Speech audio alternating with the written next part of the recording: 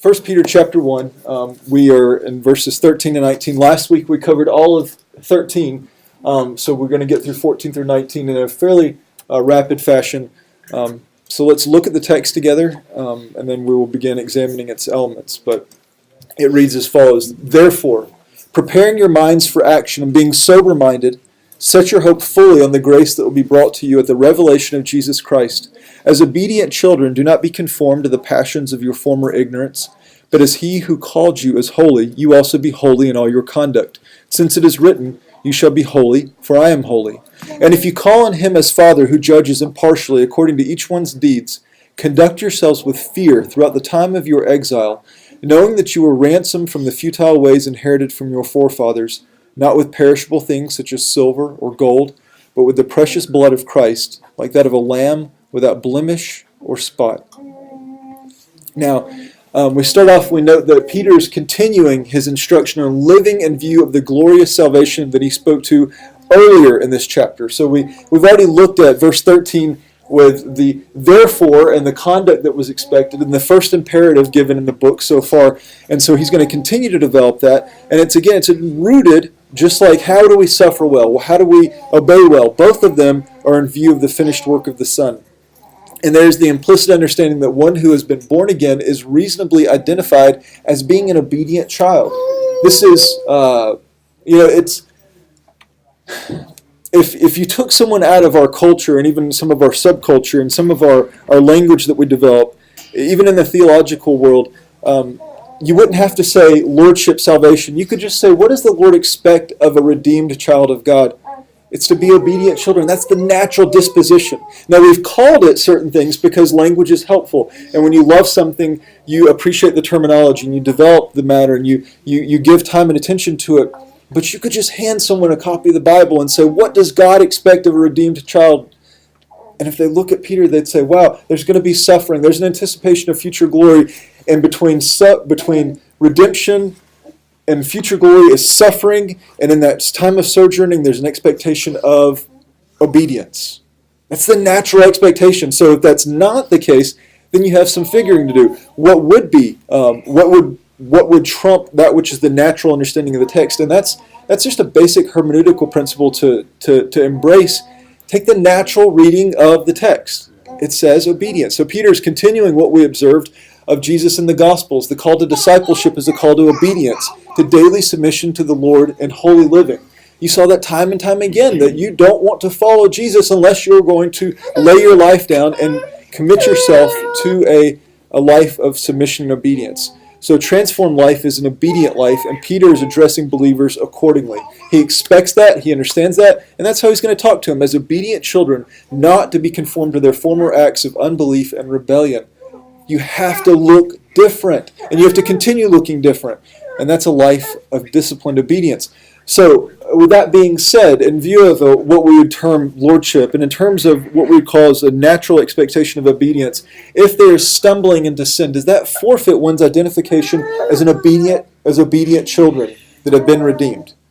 If they dabble, and I don't condone dabbling, I think that's horrible. But dabble in the sense that they're not mortifying sin efficiently enough.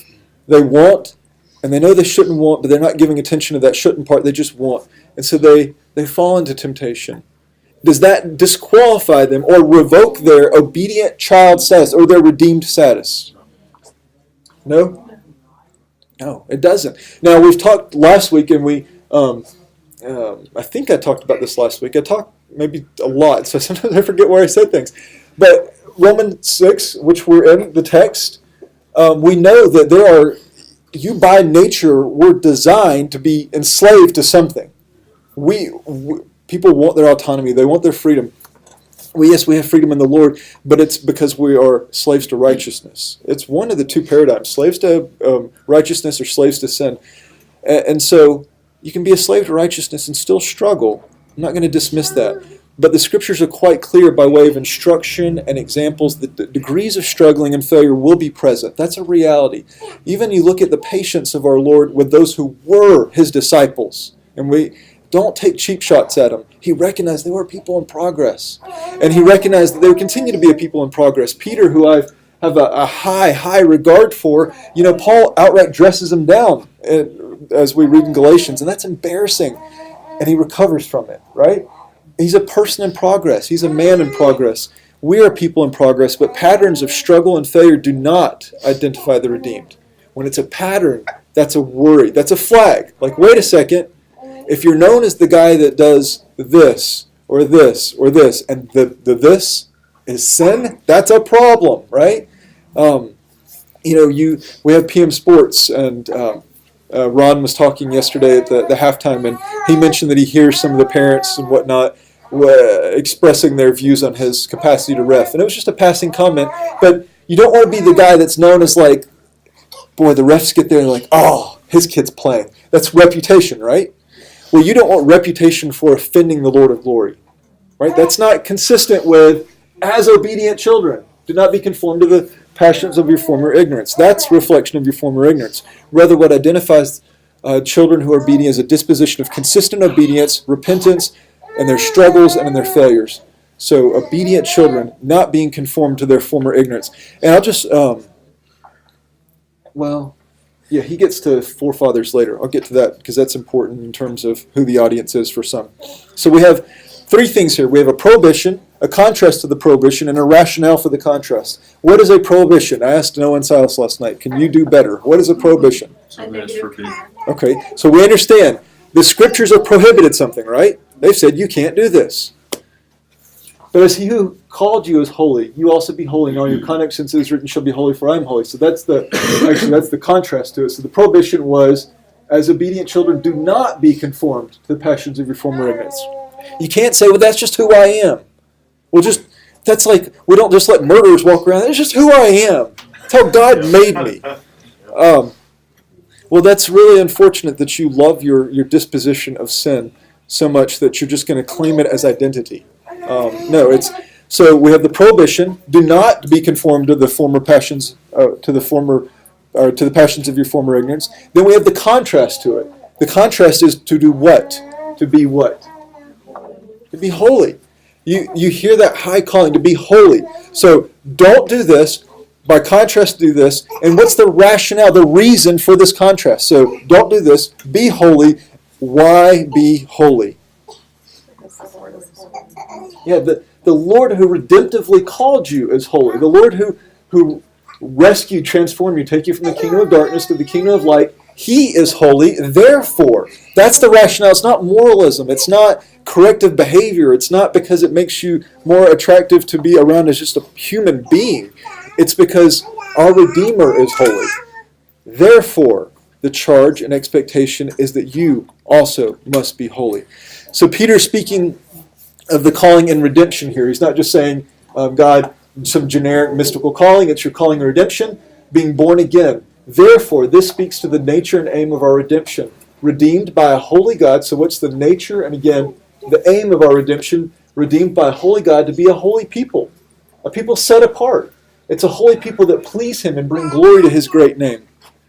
And you remember, this is not about you. We look forward to the future day of Christ, and we know that our work will be completed and that we'll be made full and complete in Christ. But you recognize that that's His day, and we're beneficiaries of it. We're not holy so that, wow, won't we be nice, and won't that be great to be holy? We're holy because our Redeemer is holy, and that's what He requires of us, and it pleases Him. That's what you should want to do. You should aim to please, if it's the Lord, right? We seek to aim to please people in our life. That's good, as long as the motivation's pure and the relationship is proper. You know, you want to please your spouse. You don't want to go through life and be like, I'm going to sanctify them even more efficiently. You're just a jerk, and we don't want to be jerks. But we want to please properly, and we certainly want to please our Lord. Our redemption was for a purpose that exceeded our own wonderful benefit. And that's something else you need to remember, especially when you're giving your testimony. Sometimes we have to be so careful that it's almost like it's about us. You know, it never ever was. Never. Sorry, that makes you sad. Be sad. But it was about the magnification of the Lord of glory, the magnification of the Redeemer. It was for us to be a holy people that please God and bring Him glory. So our aim is not just to be made better. We're not just to be better people. January is the better people month, okay? It's I'm going to do better, I'm going to hit the reset button, I'm going to have a jar of beans because I'm better now. It's to be made holy. So the reason for our holiness is primarily for God's good pleasure and glory. And he says holy in all of your conduct.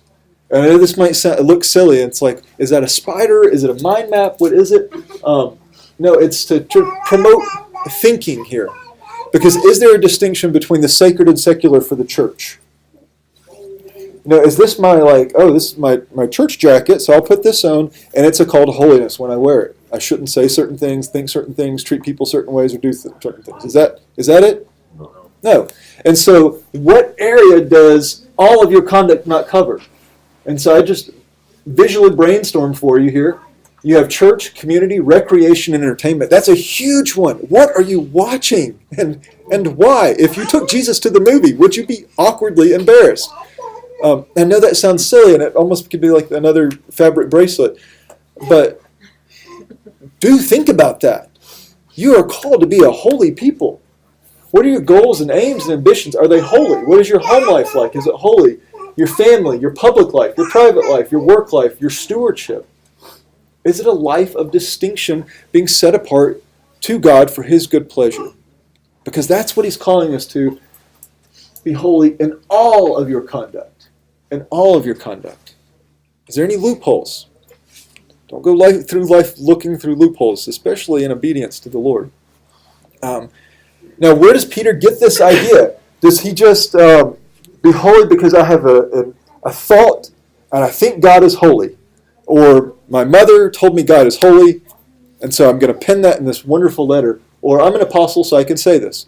Where did he get it from? I'm going to allow you. 11. Yeah, Leviticus 11. So he's laboring in the Scriptures. He's drawing out that which is plainly revealed to us about the character, the works, and ways of God, how He engages His people, His work and scope of redemption. And he gets to the book of Leviticus, and he's drawing out good theology in which we read, "For I am the Lord your God. Consecrate." Now, this is contextual. This is a context. Who's he speaking to? Original audience here. It's very important.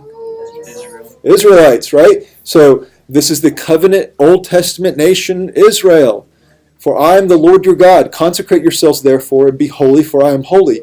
You shall not defile yourselves with any swarming thing that crawls on the ground." You can pause there. That's why context is important. It's in terms of what you're eating. That's not a prohibition for us, right? I mean, if you're going to eat things that crawl on the ground, that's on you. But there's a history and a context, right? There's a precise context. So don't say, "Oh, well, because it was framed there." It was framed there, but that still reveals what? The character of our God, right? So the immediate historical context has a place, and we don't need to impose that on food rituals and certain things. But what we do say is, what is the revealed character of God in that context? And so Peter is saying, he's recognizing the Lord is saying, "Consecrate yourselves, therefore be holy, for I am holy. For I am the Lord," and then skipping down, "For I am the Lord your God," I'm the Lord who brought you up out of the land of Egypt to be your God. Folks, that didn't happen to you. That was a historical context. So here we have, "You shall therefore be holy, for I am holy." So Peter's appeal for these new covenant believers came directly from the Old Testament Scriptures. The challenge is not the authoritative use of the Old Testament Scriptures, but a proper understanding and treatment of their context. And its original context, we recognize again, it's dietary laws, restrictions, liberties, and restrictions for the nation of Israel. That law has no bearing on the believer. We're not under the law of Moses. We're under the law of Christ. But Peter personally received, Peter personally got clarity on that in Acts chapter 10. What happened? "Hey, Peter, go visit Cornelius of the Italian battalion." And Peter says, "No, I can't do that. I'm not going to make that visit. I don't go to Gentile homes, much less eat with them." Peter, kill and eat. He later refers back to that in Acts chapter 15 when he's clarifying some Jew-Gentile matters.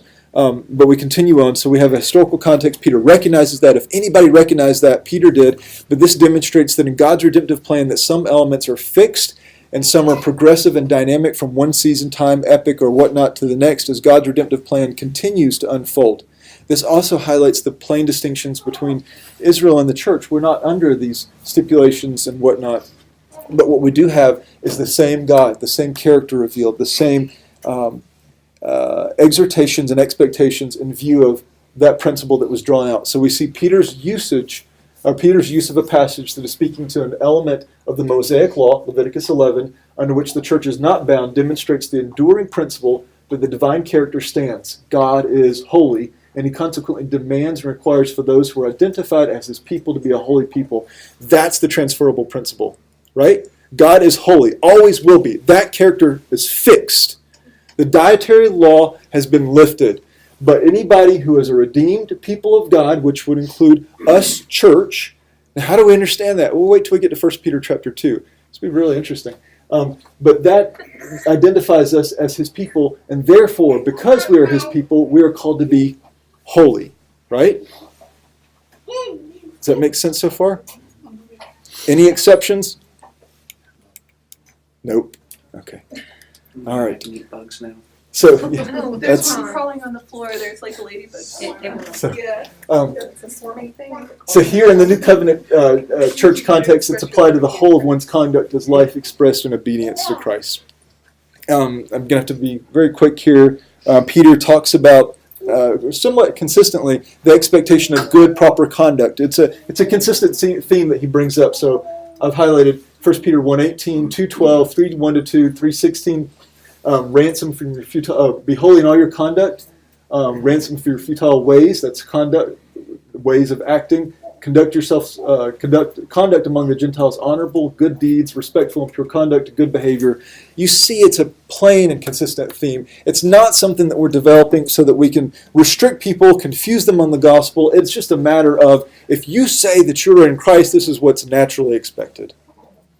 So, if you're talking to a friend, if they're struggling, and if they're patterns in life of obedience, and they're hanging on to, no, I know the same things you know, I did the same things you did in terms of walking aisles, baptized, and a good testimony because I'm not as bad as I used to be, but I still love these little sins.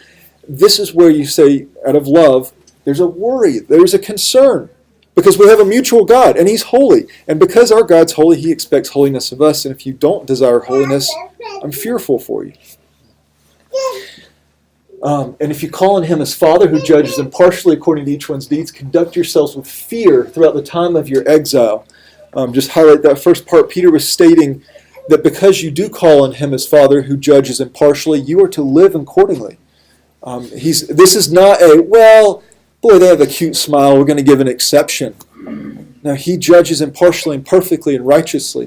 You are to live holy lives with an awareness of your accountability before God, as this temporal life will be examined. You know, some of us really like performance reviews. When I was first at the sheriff's office, I eagerly asked, "Are you going to evaluate me?" Because I had goals. I wanted to be somewhere. I knew for that to get where I wanted to be, they had to see that I'm making progress. And then when they gave me boxes, I checked those boxes. But I guarantee you, if I wanted to go and just fly under the radar and act the fool and not do things that I should do, then I would have never wanted an evaluation, right? Your life will be evaluated by the Lord of glory. He will examine. He does test the hearts. And there should provoke a proper, not just esteem, but I think a righteous fear. And also note that Peter regards a proper fear of God as the rightful disposition of the believer and does not regard it as inconsistent with faith, hope, or love. He understands to know God is to fear God. If you really know a holy God, there will be I'm going to give an account to you. Thanks be to God for the work of the Son, but I'm in progress, and my life should look like progress. And if it doesn't, or that progress, if it's not what it should be. So this is a sobering call to live in a manner that pleases the Lord. It's not righteous manipulation. It's a call to recognize, be sober. You know, Israel understood that. They couldn't approach the mountain. The cows couldn't approach the mountain when the Lord's presence descended. Yes, ma'am. How do we rightly provoke others to holiness without being, for the risk of sounding too legalistic or shying away from that kind of intention?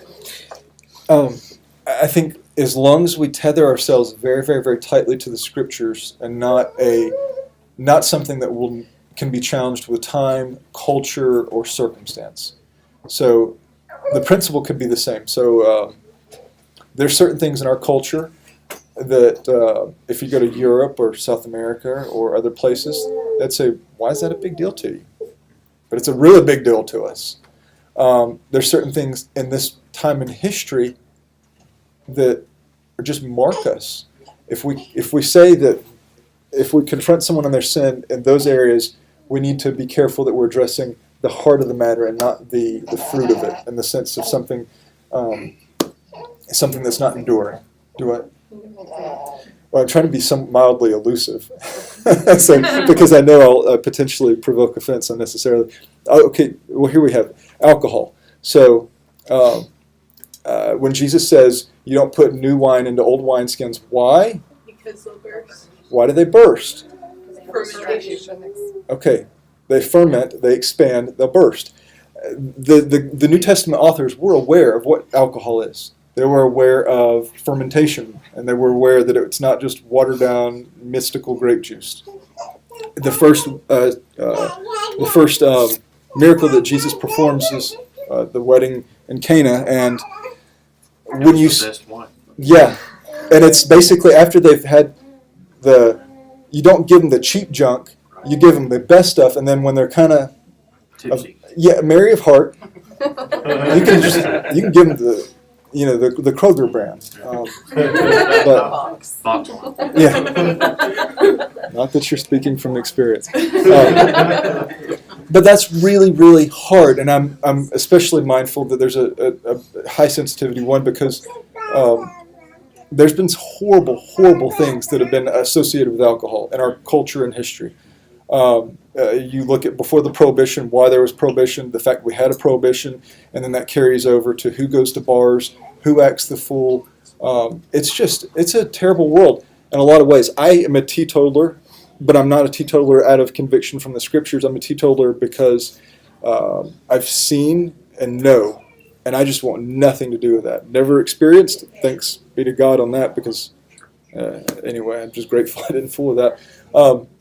But I've seen, I just have no use for it. And I also have seen the offense that it provokes. But I also know if I was a missionary, like a friend of mine that we were just talking about earlier today, to Poland, and if I don't drink wine at the table, I will be a jerk in their presence. Given enough time, it is very offensive. The prohibition from the Scriptures is not to be intoxicated, not to be impaired in your thinking, your judgment, not to cross the line into foolishness and dishonorable conduct. So, that being said, if we have a friend that's, and also another reason is it provokes offense. There are some people, maybe some in here, that have been redeemed out of a context of alcoholism, and I will never cross that line of offending them. That's why I try to be very careful. And you be very careful. Express your liberties with generousness. But if someone's struggling with that, I want to make sure that I'm not attacking like alcohol, because they won't stand the time of testing culture and time. But what I can address is, are you being unwise? Are you being offensive? Are you making good choices? Are you lording your liberties? Because all those things can show up with things like alcohol. But what I can say is, are you bearing the fruit of the Spirit? Are you walking in joyful obedience? Because all that stuff, it's kind of like I was trained when I was an investigator. I was very grateful for this, and it comes up in counseling. I was trained to take my best case and treat my case like an onion. And you can peel onions, right? Layer, layer, layer, layer. Take your best piece of evidence, peel it off, throw it away. Do you still have a case? Take your next, do you still have a case? Because you can lose certain elements in the court process. That's why they do that. But with counseling and confronting, we want to make sure if we peel off all these peripherals, is there really a heart issue? Is there really an offense to the Lord of glory or toward His people? If there is, that's what we got to tackle. We have to help them see that. Otherwise, if we attack these peripheral things because we're aiming at this, but we're attacking these, it could be perceived as moralism or that you're being legalistic and whatnot. Because what you're seeing is I'm aiming for this, but I'm peeling all this away, and all they see is you're assaulting this conduct, which doesn't keep me outside of Christ.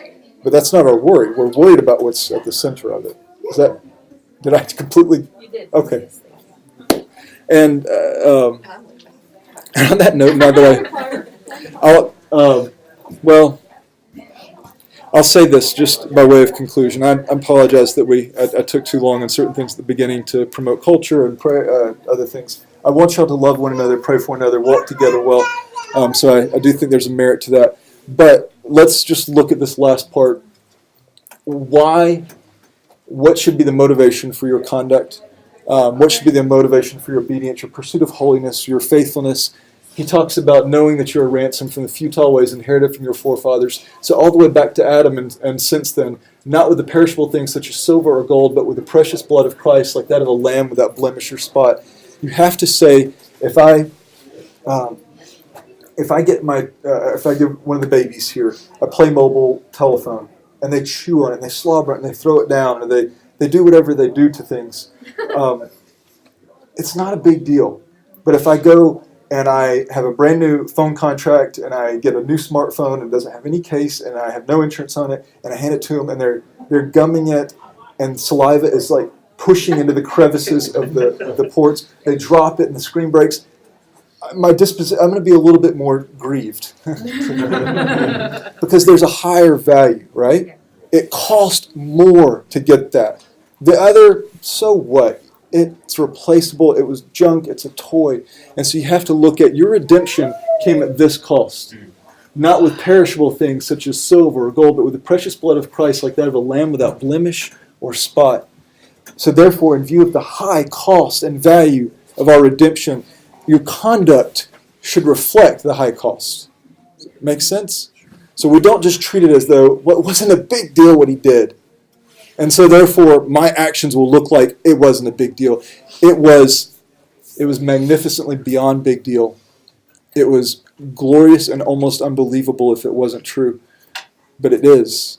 And that's the nature of our redemption. Our conduct should reflect that. And it should reflect the high, high value of it. Lots of details to fit in there.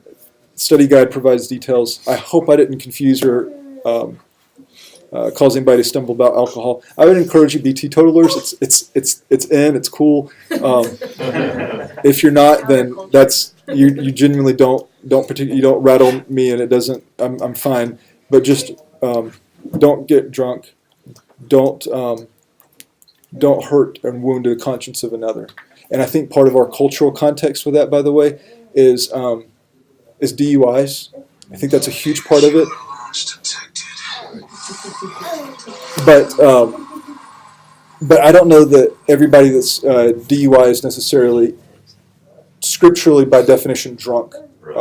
We've created a percentage because we can know blood alcohol level, in which you're dangerous to operate thousands of pounds of machine and metal. It's just not smart. And so I think it creates a whole other element to that conversation that makes it hard for us. Now, that being said, I absolutely hate DUI. They make me go, but I think that kind of clouds the discussion too. But it is our context, and we have to be careful. So that was a total sidebar that I'll just qualify for the record. Bernie introduced.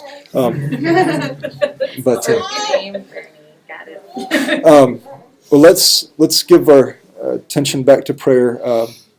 And we only missed about 5 or 6 slides, and I'll make up for it somehow.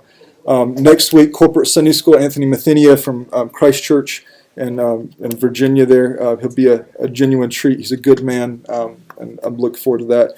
I hope you can come to G3, but we'll see what the Lord has for us. But let's go to the Lord in prayer and transition to the worship service.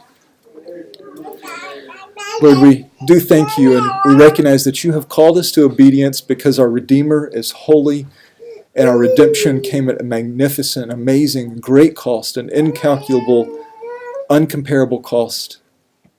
And so, Lord, help us. Help us to renew our minds in view of the fact that because you are holy, it is expected and absolutely reasonable that we should submit ourselves to a life of holiness. And because we see and are cherishing and better appreciating our high redemption in Christ, we would want nothing but to esteem that value. Our obedience must reflect that value. And help us to have a proper disposition of fear, not that we walk around as though you will be unjust or too harsh, but because you are perfectly righteous and perfectly holy, we're made plain before you. We're, as Isaiah, we're undone. And so, Lord, help us to have a proper Christ-exalting fear. We pray in Jesus' name. Amen.